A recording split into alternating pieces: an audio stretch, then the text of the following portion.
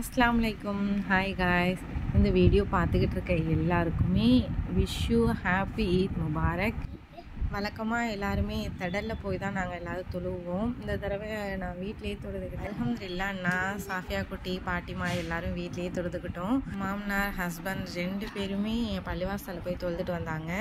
Morning breakfast செய்யும் போதே நான் vlog எடுக்கணும்னு நினச்சேன். ரொம்ப பிஸியாக இருந்ததுனால என்னால் எடுக்க முடியல. அதனால் பிளான் பண்ணி கரெக்டாக லன்ச் என்னென்ன செஞ்சனோ எல்லாத்தையுமே நான் வீடியோ எடுத்திருக்கேன். ஃபஸ்ட்டு ஸ்டார்டிங் பிரியாணி தான். என் ஃபேமிலி ரொம்பவே பெரிய ஃபேமிலி. அதில் பாதி பேர் வெளிநாட்டில் தான் இருக்காங்க. என்னோடய பேரண்ட்ஸுமே வெளிநாட்டில் தான் இருக்காங்க. அம்மா அத்தா 2 பேரும் மாற்றி மாற்றி கால் பண்ணிக்கிட்டு இந்த ஈத் அன்னைக்குன்னு பார்த்து சிக்னல் பிரச்சனை வேறு ஜாஸ்தி. சரியாக பேச முடியாமல் கட்டாய் மறுபடியும் பேசிட்டு எங்களோட விஷஸ் எல்லாத்தையுமே ஷேர் பண்ணிக்கிட்டு அல்ஹம்துலில்லாஹ் அப்போது நல்லபடியாக போச்சு. லன்ச் ப்ரிப்பேர் பண்ணிகிட்டே இருக்கும்போதே சாஃபியா குட்டி தான் நிறைய எனக்கு ஹெல்ப் பண்ணாங்க.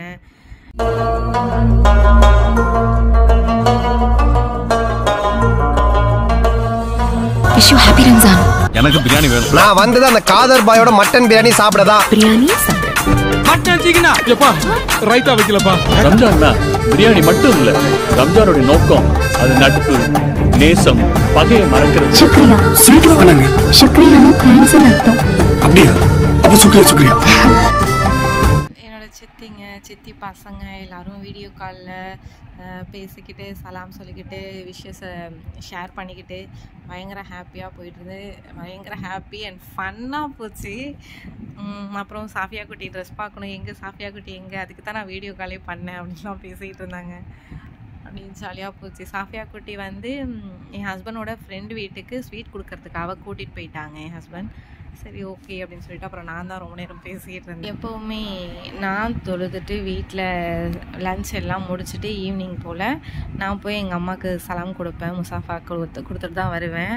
அதே மாதிரி தான் என் அம்மா அவங்களோட அம்மா தான் வீட்டுக்கு போயிட்டு நல்லபடியாக சலாம் கொடுத்துட்டு இருந்துட்டு ஒரு ஹாப்பியாக வருவோம். முன்ன இருந்த சந்தோஷம் வேறு இப்போ எல்லாருக்கும் அவங்கவுங்க ஃபேமிலின்னு ஆனதுனால ஒன்றா இருக்க முடியல, ஒன்றா டைம் ஸ்பெண்ட் பண்ண முடியல. அப்படிங்கிறதுனால இந்த மாதிரி ஸ்பெஷலான ரம்ஜான், பக்ரீத் இந்த மாதிரி டே அப்போ பாட்டி வீட்டுக்கு எல்லோரும் ஒன்றா போயிட்டு எல்லா சித்திங்களும் வருவாங்க. சித்தி பசங்க, என்னோட மாமா ஒய்ஃப் பசங்க எல்லாருமே தாத்தா பாட்டின்னு எங்கள் பாட்டி வீட்டில் இருந்துட்டு ஜாலியாக ஒரு 2 நாள் ஃபேமிலியாக ஜாலியாக இருந்துட்டு வருவோம்.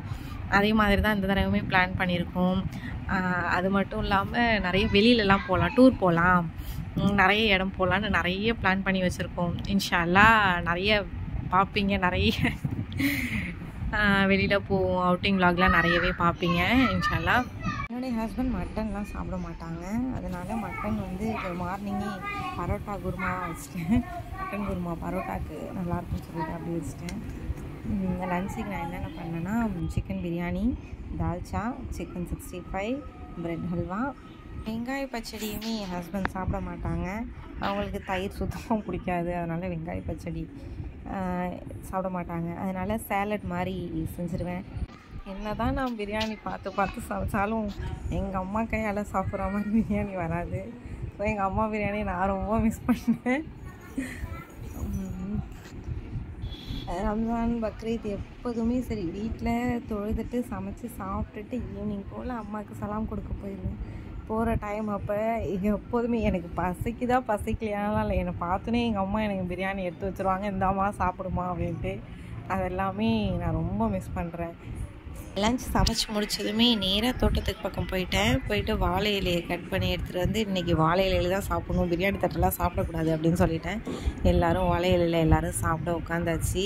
சாப்பாடு எடுத்து வச்சதுமே இந்த இலையில தான் நான் உட்காந்து சாப்பிடுவேன் அப்படின்னு சாஃபியா குட்டி உட்காந்துட்டாங்க.